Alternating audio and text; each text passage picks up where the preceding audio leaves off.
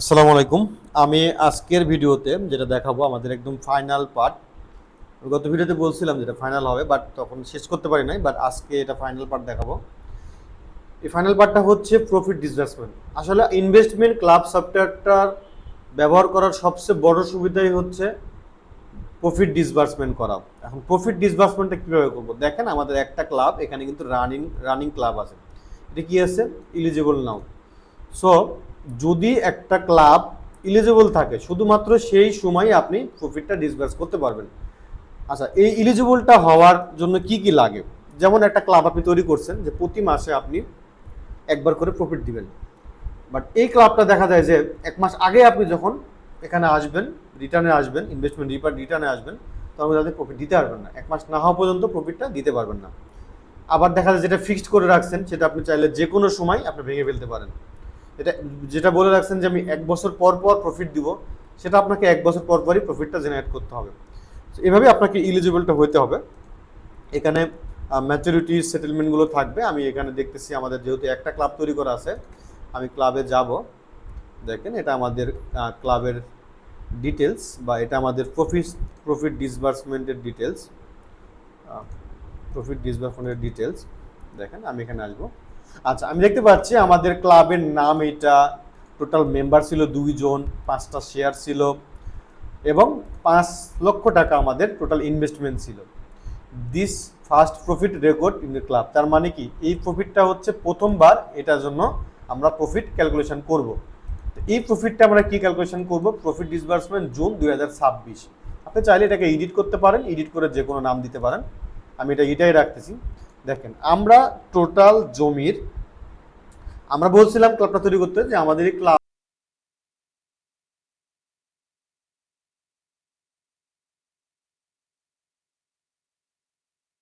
1 lakh minimum করে আমরা share ছাড়ছিলাম 100 জনের মাঝখানে, বাট সেখান থেকে মাত্র 5টা শেয়ার বিক্রি হয়েছে 5 লাখ টাকার, সেটা 2টা মেম্বারে কিনছে।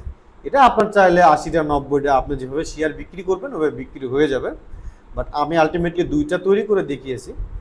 দেখেন এখন আমার এই 5 লাখ টাকা যে আমি ইনভেস্ট করছি, এই 5 লাখ টাকা ইনভেস্ট করার পর আমার এখন পর্যন্ত টোটাল 1 লক্ষ টাকা আমার রিটার্ন আসছে। দেখেন আমার টোটাল রিটার্ন আসছে 1 লক্ষ টাকা। তার মানে 2টা মেম্বার 5 লক্ষ টাকা ইনভেস্ট করে 1 লক্ষ টাকা কি করছে? ইন্টারেস্ট পাইছে, বা ইনভেস্ট থেকে রিটার্ন পাইছে। এখন প্রফিটের ডেট এখানে হচ্ছে লক পিরিয়ড। আমরা চাচ্ছি যে এটা হচ্ছে লক পিরিয়ড, এখান থেকে আমরা ফাইনাল ক্লাব ক্লোজিং।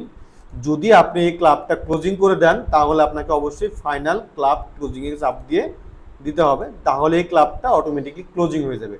ক্লাবটা ক্লোজিং হওয়ার সাথে সাথে এই যে শেয়ারগুলো আছে, যেমন এই একজন শেয়ার হোল্ডার, এই শেয়ার হোল্ডারের যে যে প্রফিটগুলো আছে, যেমন এনার 2টা শেয়ার, এনার হচ্ছে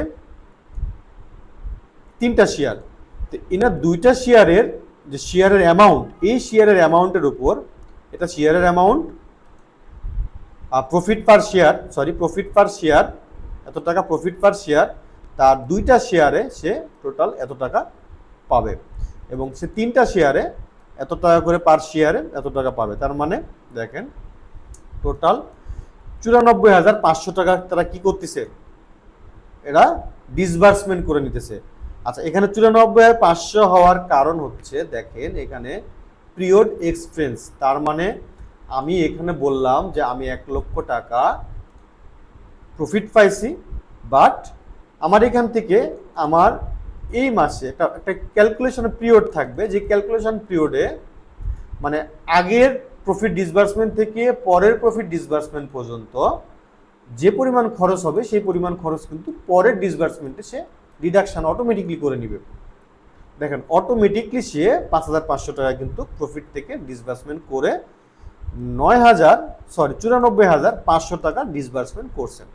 এখন দেখেন এরকমভাবে যদি আপনার 500 জন, 1000 জন বা 100 জন, 200 জন যদি মেম্বার থাকে, যদি মনে হয় যে এই গ্রাহকটা এই প্রফিটটা পাওয়ার যোগ্য না, তখন আপনি কি করবেন? এখানে টিক চিহ্ন মেরে আপনি এটাকে তুলে দিবেন। তার মানে কি, এই টাকাটা শুধুমাত্র এই পাবে। তখন পার প্রফিট মানে পার শেয়ারের অ্যামাউন্টটা কিন্তু বেড়ে যাবে, প্রফিট শেয়ারের অ্যামাউন্টটাও বেড়ে যাবে। যেহেতু আমি দুজনকেই দিব সেহেতু আমি দুজনকেই সিলেক্ট করে রাখলাম এবং বাই ডিফল্ট সবাই সিলেক্ট হয়ে থাকবে। আপনি যাকে বাদ দিবেন বা যাকে বাদ দিতে যাচ্ছেন, যাকে শেয়ার দিতে যাচ্ছেন না, প্রফিট দিতে যাচ্ছেন না, তাকে আপনি টিক দিয়ে তুলে দিবেন। আচ্ছা, এখানে আরও অপশান আছে দেখেন। আমি ফাইনাল ক্লাব যেহেতু ক্লোজ করতে চাচ্ছি না, বা যদি ক্লোজ করতেও চাই তাহলে আমাকে অবশ্যই এখানে চাপ দিতে হবে যে close club after the profit disbursement. দেখেন আমি এই বাটনটাতে চাপ দেওয়ার সাথে সাথে, এই বাটনটাতে ক্লিক করার সাথে সাথে আমার এই মেম্বারের যে পরিমাণ ইনভেস্টমেন্ট অ্যামাউন্টটা ছিল, দেখেন এর হচ্ছে 2 লাখ টাকা ইনভেস্টমেন্ট অ্যামাউন্ট, এর 3 লাখ টাকা ইনভেস্টমেন্ট অ্যামাউন্ট, তার প্রফিট এত টাকা, না পার প্রফিট এত টাকা, এবং দুইটা প্রফিটে টোটাল মেম্বার প্রফিট এত টাকা, এবং টোটাল রিটার্ন। দেখেন টোটাল রিটার্নটা, তার মানে যে প্রফিটটা করতেছে এবং তার সাথে যে ইনভেস্ট করছে, এই টোটাল টাকাটা যোগ হয়ে সে রিটার্নটা পাবে। যদি আমরা এই ক্লাবটাকে ক্লোজ করে দিই, তার মানে আমরা যখন একটা ক্লাব ক্লোজ করে দিচ্ছি তখন তার যে ইনভেস্টমেন্ট অ্যামাউন্টটা থাকতেছে, সেই ইনভেস্টমেন্ট অ্যামাউন্ট সহ ওই ক্লাবের যে ইন্টারেস্টটা পাইছে সেই ইন্টারেস্টটা তার ওয়ালেটে এসে জমা হয়ে যাবে।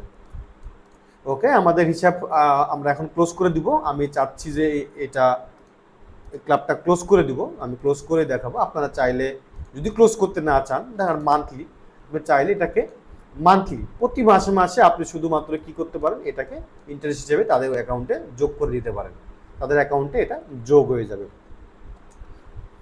ওকে, আমি এটাকে ক্লাবটাকে ক্লোজ করলাম।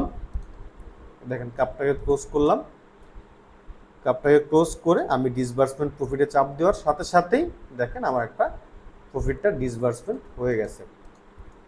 আমি যদি রিপোর্টে যাই, রিপোর্টে গেলে আমি দেখতে পারবো, মান্থলি অ্যানালাইসিস দেখতে পারবো যে কী পরিমাণ প্রফিট আমি ডিসবার্সমেন্ট করছি। দেখেন আমাদের কত পার্সেন্ট রিটার্ন এভারেজ পাইছে, দেখেন 89.6% এভারেজ পাইছে এই ক্লাব থেকে।